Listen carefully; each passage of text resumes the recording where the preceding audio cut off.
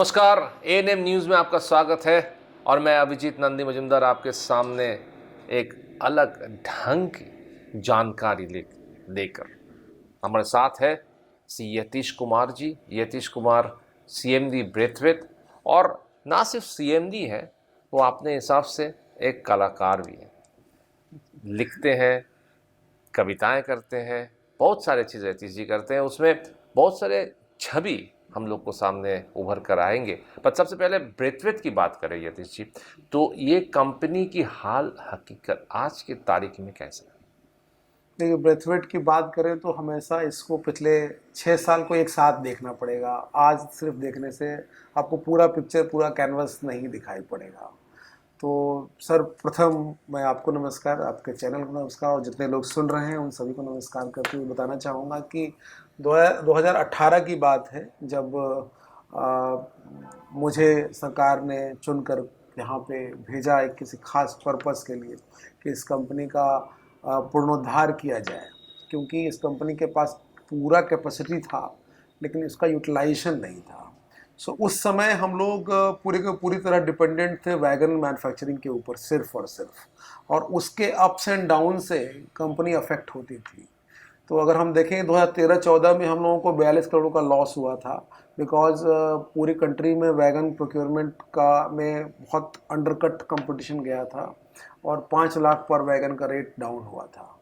तो उसका एक क्यूमुलेटिव इम्पैक्ट आया था इस कंपनी के पास, और ये कंपनी क्यूमुलेटिव लॉस में चली गई थी और सिक कंपनी की तरफ बदल गई थी।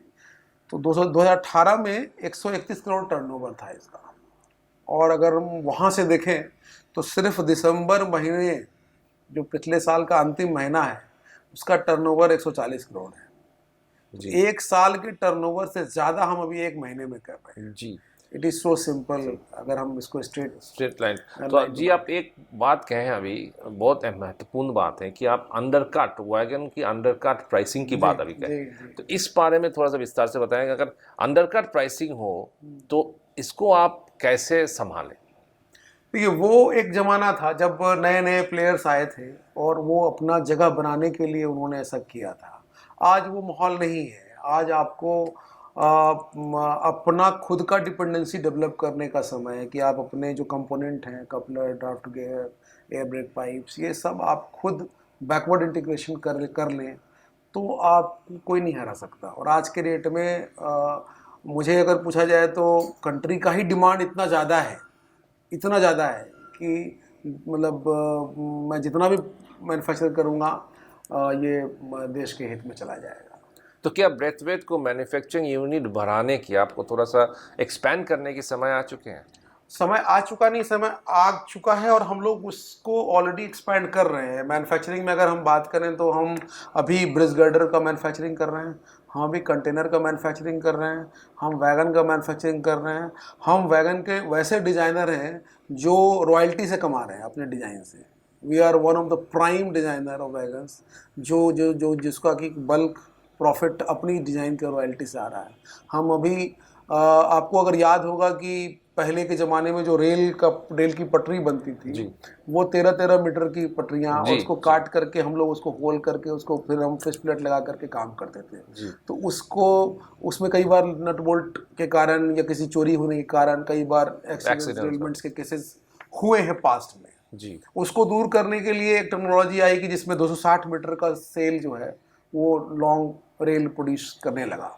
लेकिन समस्या क्या आई कि 260 मीटर की लंबी रेल को आदमी ट्रांसपोर्ट कैसे करेगा, उसको हम लोगों ने डिज़ाइन किया पूरा, और हम लोगों ने डिज़ाइन करके अभी 28 रेक भारतीय रेल को हम लोगों ने दिया है जो 260 मीटर का पैनल लेकर के जाए। ऐसा बहुत सारा डिज़ाइन हम लोगों ने इंट्रोड्यूस किया। आरडीएसओ के साथ प्रोटोटाइप का पार्टनरशिप किया, एमओयू किया, और रोरो जो मेन प्रोडक्ट है, इस समय भी हमारा कोंकण रेलवे से बातचीत चल रहा है कि हम उनको सॉल्यूशन दें कि वो कैसे अपना प्रोडक्टिविटी बढ़ाएं। पर्पस देखिए क्या है, ब्रेथवेट का जो एम है वो पर्पस ये है कि टोटल लॉजिस्टिक कॉस्ट, जिसके लिए भारत सरकार बहुत प्रतिबद्ध है, और आज के रेट में 18% से 13-14% पे हम लोग ले आए हैं। लक्ष्य हमारा 7%, 6% पे है लॉजिस्टिक कॉस्ट तब रिड्यूस कर पाएगा जब आपके पास ज़्यादा से ज़्यादा कंटेनराइजेशन होगा, ज़्यादा से ज़्यादा हैंडलिंग होगा। मैंने अभी एफसीआई को सोल्यूशन दिया कि मैं आपको टॉप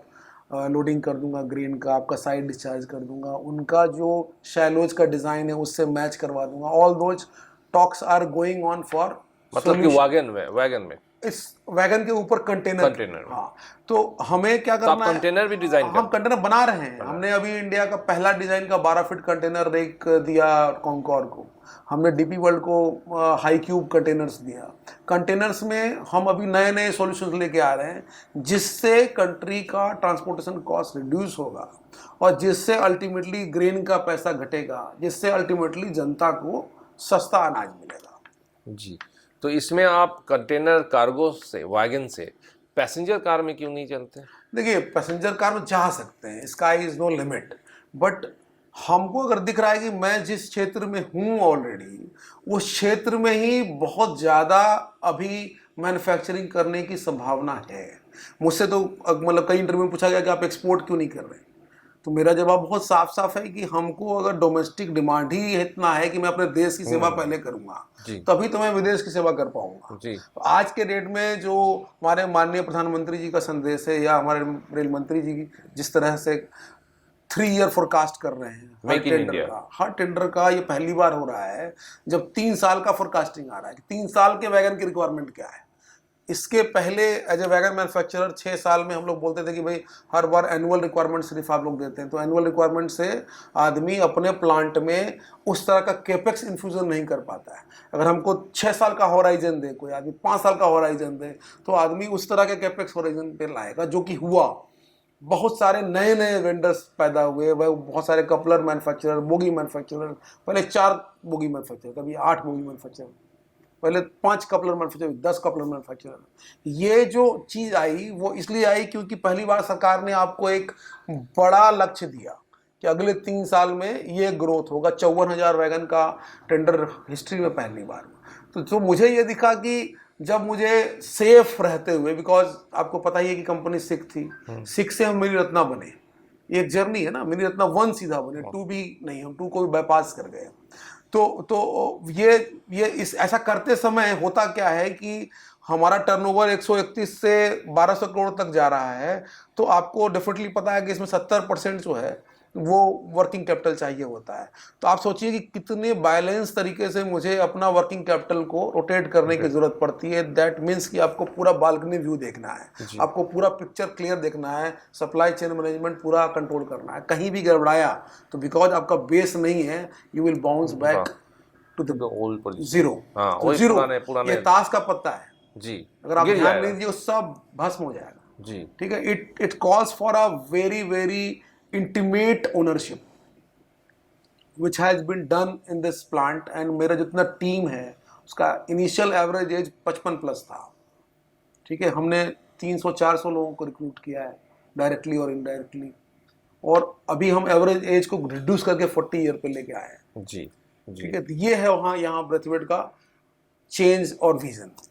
नहीं, मगर इसमें आप अगर आपके पास अगर काम है बनाने की, आपने सोच रहे हैं कि और ज़्यादा बनाया जाए, तो आपके पास जगह भी होनी चाहिए कि आप जगह ले रहे हैं। मैं एक्सपोर्ट की बात नहीं कर रहा, मैं कह रहा हूँ कि इंटरनली जो आपके पास में जो अभी जी आया है। आपका प्रश्न बहुत सही है, और मैं आपको ये बता दूं कि यहाँ पे जो प्लांट मेरा है वो वैगन से के लिए डेडिकेटेड है, और हमारा जो एंगस प्लांट है जहाँ पे हम गर्डर के लिए, कंटेनर के लिए, और वहाँ मेरे पास 60 एकड़ ज़मीन वहाँ है जिसको हम लोग एक्सपैंड कर रहे हैं जी। हमारा एक कैपेक्स प्लान है 27 करोड़ का, तो जैसे जैसे हम अर्न करेंगे वैसे वैसे हम इन्फ्यूज़ करेंगे। We are not taking any long term loan from market.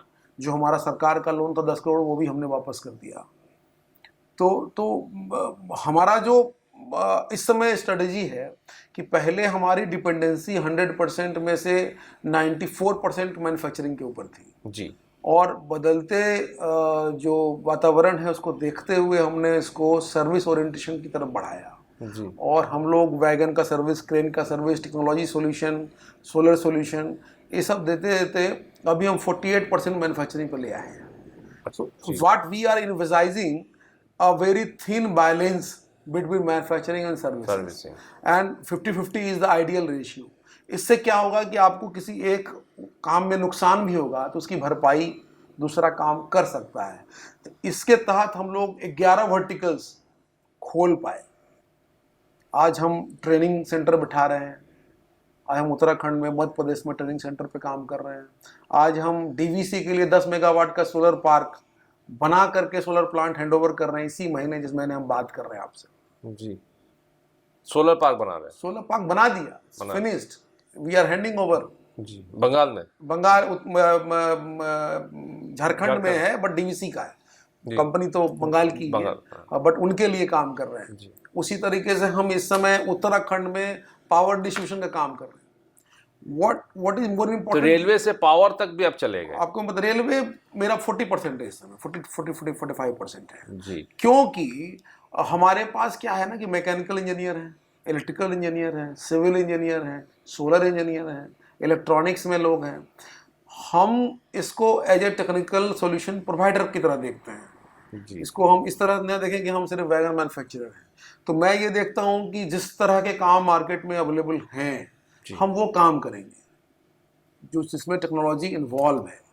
उसको फोकस में करते हुए अभी हम एनएमडीसी का पूरा प्लांट का मेंटेनेंस मेरे पास है, भिलाई स्टील प्लांट के मेजर मेंटेनेंस मेरे पास है। मैं आपको सेक्टर बता रहा हूँ, मैं रेलवे के वैगन मेंटेनेंस का बहुत बड़ा सेक्टर मेरे पास है। पूरा का पूरा एक वर्कशॉप है पीओएच का, बदलापुरी का, जो हम रन करते हैं रेलवे के बिहाफ में। जी, service sector, technical service sector तो कितना ग्रोथ है। जिस तरह का सरकार का ध्यान है कि हम मेंटेनेंस को धीरे धीरे करके टेक्नोलॉजी पार्टनर्स को हैंडओवर करते जाएं और उनका कोर सेक्टर ऑपरेशन रहे, जो भारतीय रेल का अपना लक्ष्य है, हम उसके सहभागी बने, ये हमारा लक्ष्य है। तो हम जब भारतीय रेल का के सहभागी बनना चाहते हैं तो उसी के साथ हम स्टेट गवर्नमेंट के सहभागी बनना चाहते हैं। तो उत्तराखंड ने हमें बहुत सपोर्ट किया। और आपको मैं बता दूं कि उत्तराखंड में हम रजिस्टर्ड पीएसयू हैं और वहाँ पे हम पावर डिस्ट्रीब्यूशन, उसका बिल्डिंग, महाराष्ट्र में हम डिजास्टर मैनेजमेंट में रजिस्टर्ड वेंडर हैं। तो गोवा का जो, बॉम्बे टू गोवा का जो सी शोर है पूरा, जी, उसका पूरा वॉल पैनलिंग डिजास्टर मैनेजमेंट की तरफ से वो हम लोग कर रहे हैं इस समय। तो रेलवे से आगे बहुत बढ़ चुके हैं, बहुत बढ़ चुके हैं। मैं वही कहना चाह रहा हूँ कि there are n number of things which we are doing, n number. अभी हम आपको बता दूं तो बंगाल में हम पूरा टाटा प्रोजेक्ट के साथ टाई अप करके हम फिल्टर प्लांट्स लगा रहे हैं। जी, अभी 100 वैसे फिल्टर प्लांट्स जो गाँव में लगेंगे, उसके प्रोजेक्ट्स हैं हमारे पास। 51 लगा चुके हैं और 49 अभी रास्ते में है।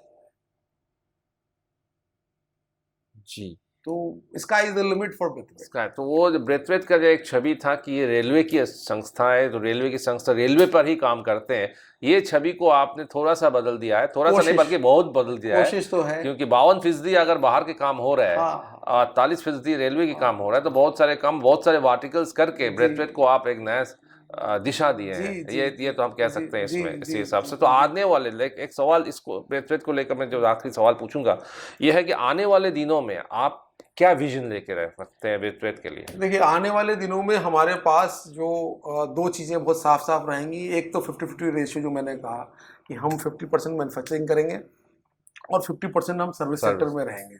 उस सर्विस सेक्टर का एक उदाहरण मैं आपको दे सकता हूँ कि मेरी मंशा है कि मैं अभी एफसीआई टेंडर करेगा, ठीक है, जो उसके पूरे अन्न जितने हैं उसका पूरा ट्रांसपोर्टेशन, सप्लाई, उसका पूरा सप्लाई चेन मैनेजमेंट, वो एक कंपनी को देखना है, ठीक है। Being a manufacturer of wagon, I know my subject. If I sandwich with service provider, then I can take entire business model and that will be contributed to reduction in logistic cost of country.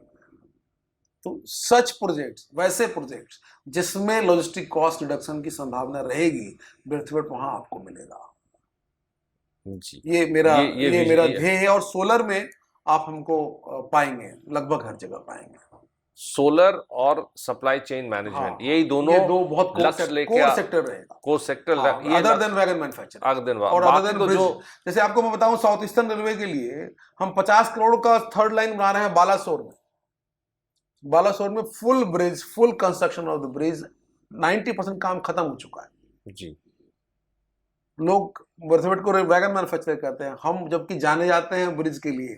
एक समय था जब Howrah bridge, हमारा contribution था। जी। तीनों bridge जो हुगली पे हाँ, है, हाँ। उस तीनों में कहीं न कहीं ब्रेथवेट रहा है। तो मेरी बड़ी इच्छा थी कि हम वापस वहां आए। आए। तो Balasore is one example which जी। Will prove Brathwaite worth. And one more thing, जो हमारे माननीय रेल मंत्री जी का ध्येय रहा है कि स्पीड बढ़ाना है जी। रेल का। उसके लिए बहुत सारा गर्डर जो ओवर एज हो चुका है उसके टेंडर्स निकल रहे हैं बहुत जी। तेजी से, और बहुत बड़ा चंक फंड जो है अलॉटेड है। जी। तो आफ्टर बालासोर ब्रिज जब हमारा काम खत्म हो जाएगा तो 50 करोड़ का क्रेडेंशियल मेरा बन जाएगा। जी। उसके बाद ऑलरेडी हम अभी 10 करोड़ 12 करोड़ 15 करोड़ का एनएफ रेलवे में आसनसोल में काम कर रहे हैं गर्डर रिप्लेसमेंट का।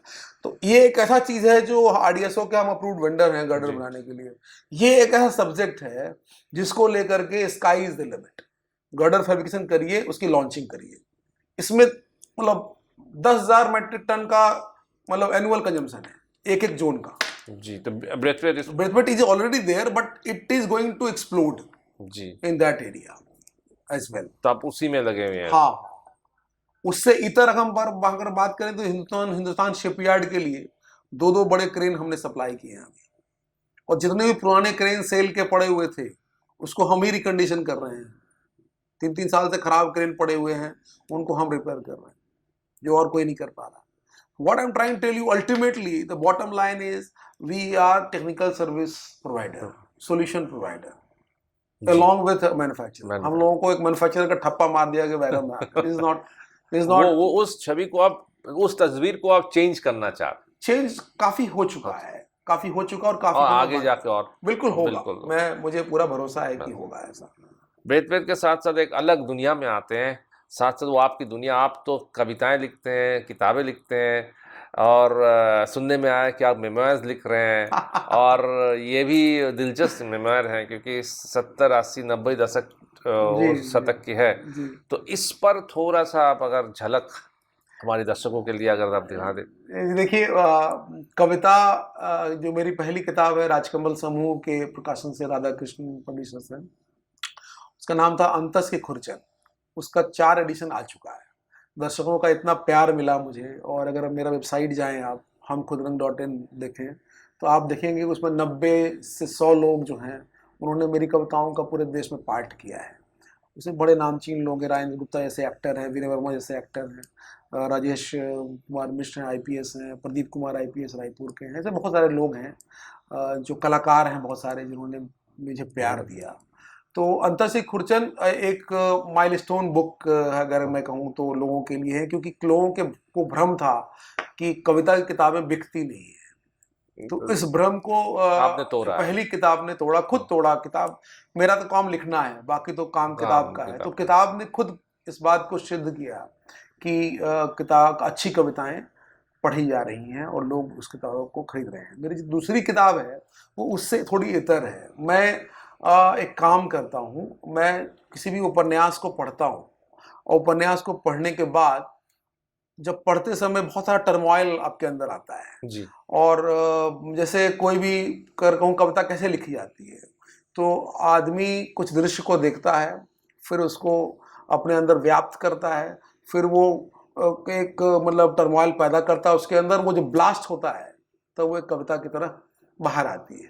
यही काम उपन्यास पढ़ते समय भी होता है। वो जो चर्निंग है वो उपन्यास पढ़ते समय भी आपके भावनाओं में बहुत उड़ेल आता है, बहुत लहर उठती है। तो उस लहर के एक उठान से एक कविता निकलती है। इस तरह का कुछ मेरा काम है। तो ऐसे बहुत सारे क्लासिक हैं, उन सब पे मैंने लगभग 70 किताबों पे काम किया अभी तक और वो क्रम जारी है। तो उसमें से 11 किताबें हैं, मैला आंचल, कसब, मैंने मानू नहीं देखा, स्पीति में बारिश, ऐसी क्लासिक किताब पे कविताएं हुई। और उस कविताओं के संकलन का नाम रहा आविर्भाव। आविर्भाव मतलब एक भाव से दूसरा भाव, तिरोभाव और आविर्भाव संगीत का 2 रूप होता है। रूप तो आप एक राग से दूसरे राग की तरफ ट्रांसफॉर्म करते हैं। तो आविर्भाव जो किताब है उसको भी दर्शकों पाठकों ने बहुत प्यार दिया। उसका दूसरा संस्करण 5वें महीने ही में ही आ चुका था। तो आपका मेमोयर्स जो है, हाँ, जो आप उसमें संस्मरण की बात कर रहे हैं आप जी। मेरा जो बचपन है वो लखीसराय, उस समय एक अनुमंडल था। उस अनुमंडल में मेरी माँ एक नर्स का काम करती थी और हम लोग उस अस्पताल में ही बचपन जिया है हमने। और उस अस्पताल में एक छोटा सा स्टोर था जिसमें हम लोग रहते थे। तो एक बच्चा अस्पताल को किस नज़र से देखता है, क्योंकि आप अगर कहें तो ऑपरेशन थिएटर, तो ऑपरेशन थिएटर की खिड़की मेरे घर में खुलती थी, उस कमरे में खुलती थी, और हर ऑपरेशन का वो सारा नज़ारा हम लोगों को बचपन में दिखता था। तो 8 साल का बच्चा के दिमाग में क्या चल रहा होगा, और कोई आई महिला और उसको बेटी हुई, 80s में अलग अलग तरह का रिएक्शंस का घर से आता था बेटी होने पर, वो सब हम लोगों ने देखा है बहुत नज़दीक से। किसी का बच्चा बहुत विकृत सा चेहरा हुआ, तो हुआ कि भाई इसका कुछ और रूप है, तो मिथक के तरह उसको ट्रीट करते रहे। ऐसी बहुत सारी घटनाएं हैं, सीरीज पूरी घटनाओं की है। तो अस्पताल को केंद्र में रखकर और बिहार के राजनीतिक परिवेश को केंद्र में रखकर संस्मरण बहुत कम लिखा गया। तो मुझे लगा कि कोरोना में मेरी तबीयत बहुत खराब हो गई थी, तो सेकेंड फेज में मुझे अटैक आया था, तो लगभग मैं 45 दिन बीमार रहा, और मेरे मेमोरी को लगा जैसे कि मैं क्षीण हो रहा है, मेरी मेमोरी जा रही है। तो इस डर से मैंने किताब लिख डाली कि इससे पहले ये चला जाए और आज का यूथ 80s के बिहार को समझ ना पाए, जहाँ पे बुद्ध लखीसराय में ही है, युद्ध भी वहीं पे है रेत का। इन दोनों के कॉम्बिनेशन को मैंने बहुत नज़दीक से देखा है। मगर साथ ही साथ यतीश जी, आप मानेंगे कि 80 और 90 शतक के बिहार एक अलग बिहार थी, राजनीति की तरफ से एक अलग बिहार थे, क्राइम के अंदर से ये अलग बिहार थे। तो क्या आपकी इस किताब में राजनीति और क्राइम इसका झलक मिले? नहीं, उसका झलक पूरी तरह से है, क्योंकि अस्पताल में तो हर एक क्रिमिनल को आना है, उनका इलाज तो वहीं होना है, तो वो सब का जिक्र है। वो सारी बातें मैं नहीं खोल सकता, फिर भी बहुत सारे ऐसे लोग हैं जिनको बहुत नज़दीक से हम जान पाए, उनका जिक्र वहाँ पे प्रकाश सिंह या टिक्कर सिंह जैसे लोग हैं जिनको हम ऐसे तो कुछ और समझते हैं, लेकिन जब आप नज़दीक जाइएगा, अगर हम टिक्कर सिंह के बारे में बात करें तो 8वीं क्लास तक बंदा टॉप कर रहा था अपने क्लास में। उसके ब्रदर, उनके बड़े भाई किसी से लड़ गए और इनके ऊपर केस हो गया, और फिर ये मजबूरन क्रिमिनल बन गए, फिर वो वापस नॉर्मल लाइफ आए। तो ऐसे बहुत सारी जिंदगियां हम लोगों के बगल से गुजरी हैं, जिसको मुझे लगा कि लिख देना चाहिए। जी आखिरकार मैं एक सवाल और पूछूंगा, इसमें थोड़ा सा हटके है कि इसमें राजनीति की कितना असर आपकी निजी जिंदगी में पड़ा है? देखिए, असर तो देखिए, सबसे अच्छी बात है कि जो भी वहाँ वातावरण हुआ वो एक भट्टी की तरह था। वो अस्पताल और उसका जो परिवेश है वो एक भट्टी की तरह है। तो भट्टी में अगर तपेंगे तो सोना ही बनेंगे आप, है ना। तो मैं ये कहता हूँ कि मैं जो भी आज थोड़ा मोड़ा मुझसे ईश्वर ने करवाया, मैं कर तो कोई भी अगर ये क्लेम करे कि मैंने किया या टर्न अराउंड मैंने किया है, मुझे IIM इंदौर में पढ़ाया जाता है एज ए केस स्टडी, तो ये मैंने नहीं किया है, ये ईश्वर ने मुझे निमित्त बन के चुना है इस काम के लिए, और मैं इसलिए कर रहा हूँ। लेकिन वो इसलिए कर रहा हूँ क्योंकि पात्रता मुझे बचपन में उस स्ट्रगल नहीं दी। मैं वैसा पात्र बना जिसमें ईश्वर बूंद डाल रहा है, तो शायद नहीं कर पाता। हाँ, नहीं कर पाता। वो जो संघर्ष है उसने मुझे इस काबिल बनाया कि मैं उसका पात्र बन पाऊं। जी बिल्कुल, जो संघर्ष और राजनीति और साथ ही साथ क्राइम और रेलवेज और इसमें ब्रेथवेट सब मिलाकर बहुत दिलचस्प एक मामला और बहुत दिलचस्प कहानियां हम लोग को सुनने को मिला। नमस्कार यतीश जी, धन्यवाद हमारे साथ बातचीत करने के लिए, और आपके मेमोइर्स पर हमारी नजर रहेगी। बहुत बहुत धन्यवाद। धन्यवाद, नमस्कार। आप देखते रहिए ANM न्यूज़, और इस तरह की इंटरव्यू लेकर फिर हम लोग हाजिर होंगे। नमस्कार, शुक्रिया।